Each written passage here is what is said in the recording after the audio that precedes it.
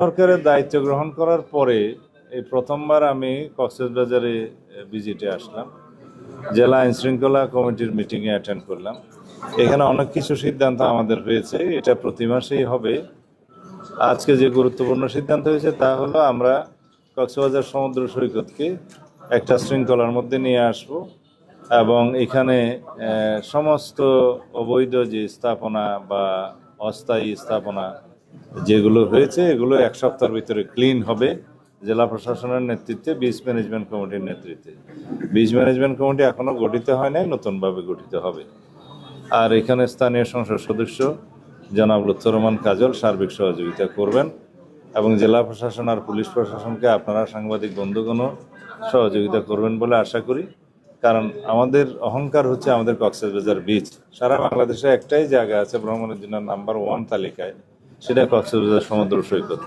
এটাকে আমাদের জাতীয় এবং আন্তর্জাতিক মানে আমাদের উন্নত করতে হবে। আর সেটা করতে গেলে যাতে আমাদেরকে এই বিচে একটি মানে কোনো রকমের ময়লা আবর্জনা না থাকে এবং কোনো অবৈধ স্থাপনা না থাকে এবং এমন কোনো বিষয় আমরা ওখানে না আনি যাতে পর্যটকদের জন্য কোনো অসুবিধার সৃষ্টি হয় এবং দৃষ্টিকটু লাগে। দ্বিতীয় হচ্ছে আইনশৃঙ্খলা পরিস্থিতির সার্বিক উন্নয়নের লক্ষ্যে কক্সবাজার জেলাতে পুলিশ প্রশাসনের নেতৃত্বে এবং সার্বিক সহযোগিতায় জনাব লুৎফর রহমান কাজল স্থানীয় সংসদ সদস্যের তার সহযোগিতা এবং তত্ত্বাবধানে এখানে সিসিটিভি ক্যামেরা সারা শহরে বসানো হবে। 3 নম্বর হচ্ছে মাদক এবং জুয়া, অনলাইন জুয়া, এগুলো বন্ধের জন্য আমরা যা কিছু প্রয়োজন সর্বোচ্চ প্রচেষ্টা করব। সেই জন্য আমরা পরিকল্পনা গ্রহণ করার জন্য আইনশৃঙ্খলা বাহিনীকে, যারা এখানে সংশ্লিষ্ট আছে সবাইকে অনুরোধ করেছি। মাদক দ্রব্য নিয়ন্ত্রণ অধিদপ্তরের কর্মকর্তাবৃন্দ, পুলিশ বাহিনী, র্যাব, বিজিবি সবাই এখানে সহযোগিতা করবেন। আমরা মাদক মুক্ত সমাজ গড়তে চাইলে আমাদেরকে প্রথমে কক্সবাজারের এই টুকিয়া, টেকনাফ এবং আমাদের এই রোডটা মাদক চোরাচালানের বন্ধ করতে হবে এবং মাদকের প্রচার বাণিজ্য সব কিছু আমরা এখানে বন্ধ করতে হবে। 3 নম্বর ইস্যু হচ্ছে আমরা কি বলেছিলাম, হ্যাঁ, ট্রাফিক সিস্টেমের উন্নয়নের জন্য আমাদের মন্ত্রণালয়ের পক্ষ থেকে আরও কিছু জনবল এখানে দেয়া হবে। তখন এখানে ট্রাফিক সিস্টেমের আমরা উন্নয়ন করতে পারবো। আর টমটমের সংখ্যা আর বৃদ্ধি হবে না। অযান্ত্রিক গাড়ি, নন মোটরাইজ ভেহিকেল যেগুলো আছে ব্যাটারি চালিত, এগুলোর সংখ্যা আর বৃদ্ধি হবে না। এবং লাইসেন্স নবায়নের ক্ষেত্রে যথেষ্ট কেয়ারফুল হতে বলা হয়েছে। সর্বোচ্চ সংখ্যক যেটা নির্ধারণ করা হয়েছে সেটার উপরে কখনোই আর যাবে না। ক্রমান্বয়ে যেগুলো ড্যামেজ হবে সেই সংখ্যাটা আর ফিল আপ করা হবে না। সেই জায়গাটা খালি থাকতে থাকতে আস্তে আস্তে এগুলোর সংখ্যা কমানো হবে। আর এক লাইসেন্সের অধীনে যেন একাধিক এই সমস্ত টমটম বা নন মোটরাইজ ভেহিকেল না চলে, সেটা যথেষ্ট নজর দেওয়া হবে। যার লাইসেন্সে একাধিক এরকম বাহন চলবে তার লাইসেন্স বাতিল হবে।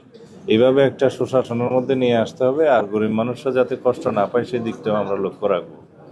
এর বাইরে আরও অনেক কিছু আমরা সিদ্ধান্ত নিয়েছি যেগুলো আপনারা জানতে পারবেন। জেলা প্রশাসনের পক্ষ থেকে এগুলো রেজলিউশন আকারে প্রচার করা হবে।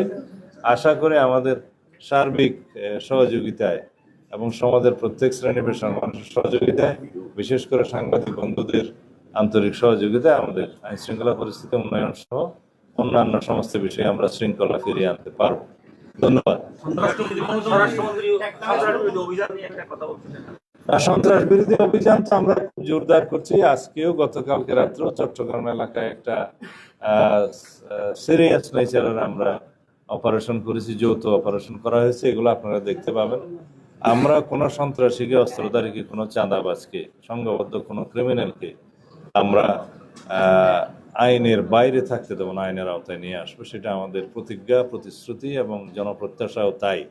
অন্যান্য সকল ক্ষেত্রেও যাতে দেশে মানুষ স্বস্তিতে থাকে এবং আইনশৃঙ্খলা পরিস্থিতি যাতে আমরা জনগণের জন্য একটা স্বস্তিকর পরিস্থিতি নিয়ে আসতে পারি এবং একটা আমরা সারা বাংলাদেশে যাতে জনপ্রত্যাশা অনুযায়ী সুশাসন বজায় রাখতে পারি, সেই জন্য আমাদের কর্মকাণ্ড চালু থাকবে এবং আমরা এই বিষয়ে আমাদের সর্বোচ্চ প্রচেষ্টা অব্যাহত রাখবো ইনশাআল্লাহ।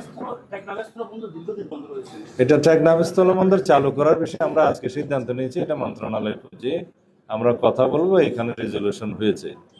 স্বরাষ্ট্রমন্ত্রী মহোদয়, এই যে আপনার সরকার দায়িত্ব পালন করছে প্রায় 1 মাস হতে চলেছে, তো এর মধ্যে আসলে মবটা বন্ধ হচ্ছে না কেন? আমরা দেখেছি গতকালকে একজন স্টুডেন্ট, ঢাকা বিশ্ববিদ্যালয়ের একজন স্টুডেন্টকে 2.5 ঘন্টা করে নির্যাতন করা হয়েছে। এই বিষয়ে কি বলবেন? পাশাপাশি যেহেতু আপনি কক্সবাজারের একজন সন্তান, সেই ক্ষেত্রে যদি বলি এখানে মানব পাচার এবং পত্রিকা বা টিভি, আমি ডয়েচে ভেলে এবং ইন্ডিপেন্ডেন্ট, আপনার দুইটা তথ্যই মোটামুটি ভুল। একটা হচ্ছে আমরা এখনো 1 মাস হয় নাই, হ্যাঁ কাছাকাছি বলছি। হ্যাঁ 1 মাস হয় নাই। দ্বিতীয় হচ্ছে মবের এই সংবাদটা ঠিক না। সবকিছু মব বলবো কেন, কিছু কিছু আছে বিচ্ছিন্ন ঘটনা। মব যেটা সড়কে দেখা যাবে আমরা সেটা কঠোরভাবে নিয়ন্ত্রণ করব। কিছু জিনিস আছে যে একটা নির্ধারিত ক্রাইম ডেফিনিশনের মধ্যে পড়ে, ডেফিনিশনের মধ্যে হয়তো কাউকে ডিটেইন করে কেউ টর্চার করেছে, এটা মব নয়, এটা একটা নির্ধারিত ক্রাইম, এটা ক্লাসিফিকেশন আছে, সংজ্ঞা আলাদা আছে। এই হিসাবে যেন আমরা জিনিসগুলো দেখি, তবে আমরা বাংলাদেশে মব কালচারকে এই কখনো আর এগোতে দেব না, এটা বন্ধ করতে হবে এবং এটা বাংলাদেশ থেকে বিলুপ্ত হবে ইনশাআল্লাহ। মানব পাচার নিয়ে যদি একটু বলতেন, এখানে এটা অন্যান্য ক্রাইম যেভাবে হ্যান্ডেল হচ্ছে সবকিছুর জন্য টুলস আছে, আইন আছে, অথরিটি আছে, সেগুলো সেভাবে দেখা হবে।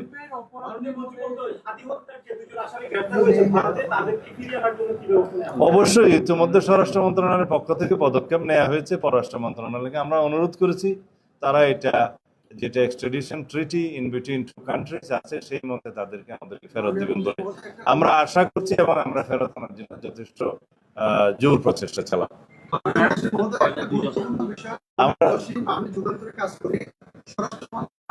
বিভিন্ন সময় মাদক, যারা মাদক খাবার কাছে এটা তালিকা করা হয়েছিল অতীতে, পরে দেখা গেছে এই তালিকাটা খুবই হাস্যকর হিসাবে পরিচিতি লাভ করেছে এবং নানাভাবে বাণিজ্য হয়েছে অতীত সরকার। আমরা এগুলো ঘোষণা দিয়ে প্রকাশ্যে তালিকা করব না। ঘোষণা দিয়ে প্রকাশ্য তালিকা করলে সেটা পলিটিক্যালি অনেকটা প্রভাবিত হয়ে যায় বা বিভিন্নভাবে সেখানে ডিফেক্ট থাকে। আমরা খুব প্রফেশনালি এই তালিকাটা করার চেষ্টা করছি।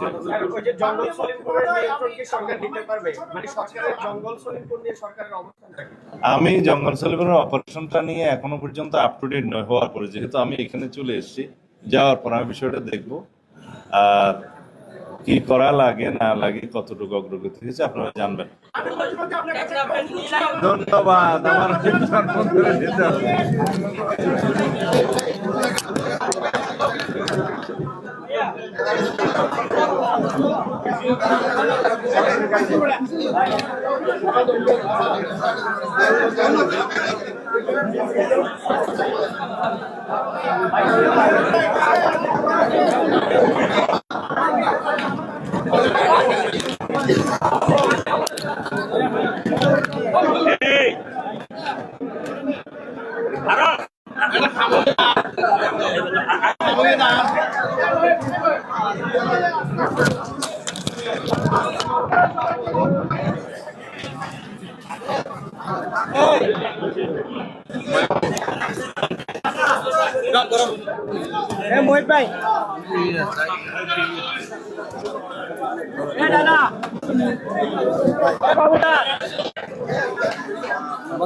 দর্শক, এতক্ষণ বক্তব্য রাখছিলেন স্বরাষ্ট্রমন্ত্রী সালাউদ্দিন আহমেদ।